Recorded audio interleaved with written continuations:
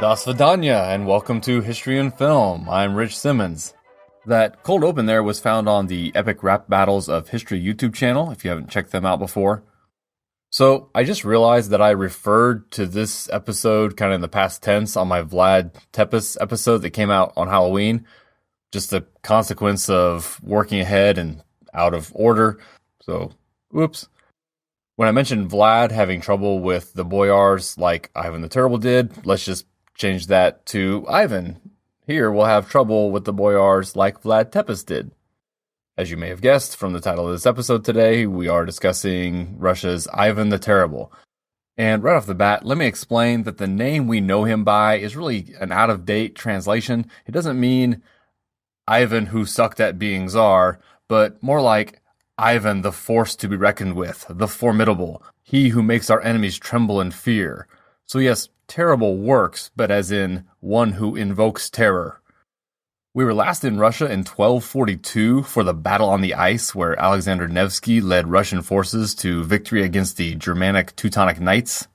Nevsky had his own issues with the boyars as well. A generation later, under Nevsky's son, the power center of Russia shifted from Kiev in modern Ukraine to Moscow, where it obviously remains to this day. The leaders during this time held the title Grand Prince of Moscow. I'm a little confused here about what exactly constitutes Russia. Russians date their history as a country back to the 9th century, but I think I'm too used to U.S. history where we have an exact date and know the exact territories and who is in charge, etc. I get the feeling it's just not that simple elsewhere. The Grand Prince of Moscow was the biggest power in the land and basically in charge of what we would consider Russia at the time, but when the 16-year-old Grand Prince Ivan IV was proclaimed Tsar of all Russia, many of the boyars, the Russian nobles, considered it a step too far. This is when our movie opens today, in 1547. I didn't realize from the film that he was meant to be just 16 years old at the time. We do see boyars grumbling in the crowd during Ivan's coronation as Tsar, with one friend saying to another, "A Moscow Grand Prince is not entitled to be a Tsar."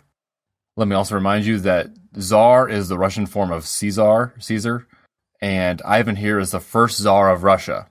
So I guess the distinction must be that when he went from being the most powerful man in Russia as the Grand Prince of Moscow to actually saying he was officially in charge of Russia.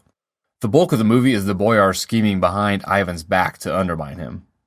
2 weeks after his coronation, he marries Anastasia Romanov, and some assert that Ivan could only be so bold because he has the political support of her powerful family.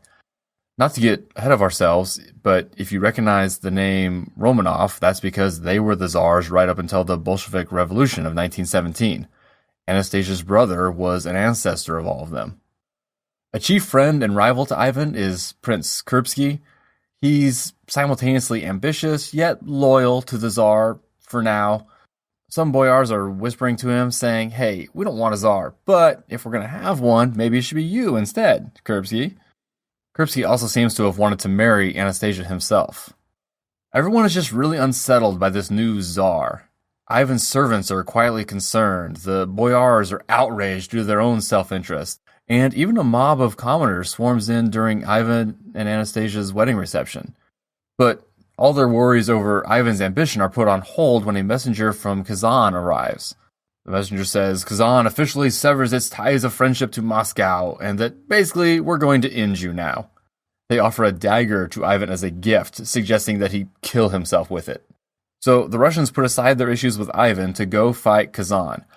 I should say that Kazan was one of the states that splintered off during the fracturing of the Mongol Empire. It was very near to Moscow in current Russia, and as we next see in the film, ceased to exist after it was wiped out by Moscow and Ivan the Terrible. I'll also step in here to say that this was 5 years after his marriage, so the movie definitely starts covering a lot of time quickly without really informing the viewer, or just changing the timeline altogether. Though we do see Ivan go from a clean-shaven young man to a fierce-looking man with a prominent pointed beard. During the return journey from the campaign against Kazan, Ivan falls gravely ill. The boyars say it's a sign from God for putting himself above them. They continue to apply Kurbsky to replace Ivan. Kurbsky has been a major general against the Kazan, and the boyars are telling him how unjust it is that Ivan gets all the credit. The dying Ivan demands the boyars swear allegiance to his infant son, who should succeed him as Tsar. He says it's for the good of Russia, that inherited power is better. They stand there silently refusing, looking at Ivan with blank faces. He damns them as traitors to Russia before collapsing. The boyar's first choice to replace Ivan is actually now his cousin, basically a foolish young man named Vladimir, who they will be easily able to control. Vladimir's mother is Ivan's aunt by marriage, and she's been against Ivan from the beginning. Kurbsky goes to Anastasia and tells her he'll protect her from the boyars, and seems to hint at wanting her by his side during the coming power shift. She's like, well, Ivan isn't dead, you know. Hearing this, Kurbsky runs to publicly declare his support for Ivan's son, and Ivan comes into the room soon after and does reward his loyalty, such as it is. There's some more scheming, and a little later Anastasia dies, poisoned by Ivan's aunt, and historically it is believed she was poisoned to death. Ivan makes a big push to be the leader who represents the people and not the boyars. He leaves Moscow and waits for the common people to come and beg him to return to rule, which they do. The movie is actually in 2 parts, and this is where the first part ends. At first, I was just going to do this first half, as the second part was released 14 years after the first, but it really is 2 halves of the same movie, seemingly made at the same time. It appears Stalin banned the second half before it could be released, so it didn't come out until 5 years after his death. As far as what the film has gotten right and wrong so far, it's pretty accurate, I suppose, just because it only gives a superficial overview of the big events and then dramatizes the smaller moments, which we can't really know about between characters and their interpersonal relationships. There is mention of Queen Elizabeth of England, who is supposed to help get supplies to Moscow. It does appear that Ivan and Elizabeth wrote each other often. She was just 3 years younger than Ivan and became queen about 5 years after his near death from the illness we see in the movie. English statesmen also historically even visited Ivan's court in Moscow. And the movie almost seems to undersell Ivan's departure from Moscow at the end of the first half here, or I wasn't paying attention. In reality, in 1564, so 12 years after the destruction of Kazan, Ivan announced that he was abdicating his role as Tsar due to all the corruption among the boyars and the clergy. Moscow was a mess in his absence, and the boyars actually asked him to return. He said, "Sure, as long as my power is unquestionable going forward."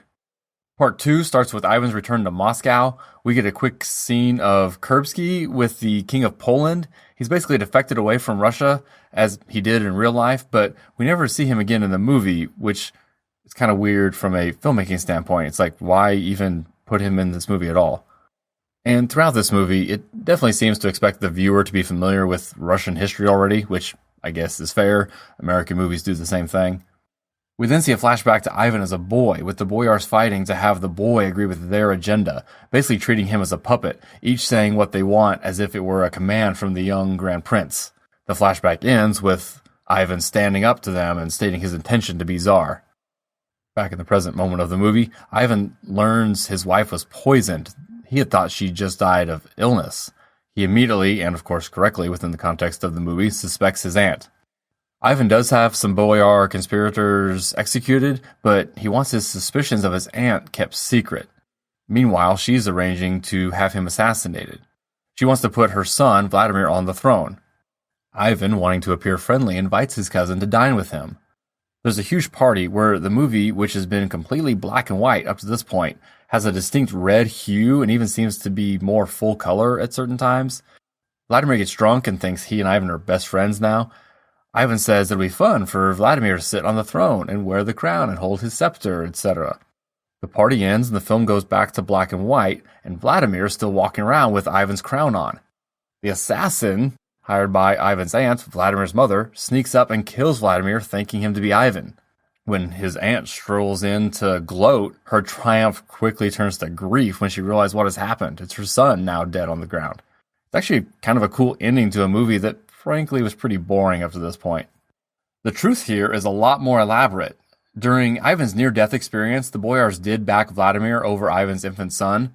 When Ivan recovered, he and Vladimir signed a treaty wherein Vladimir would serve as regent in the event of Ivan's death until his son became of age.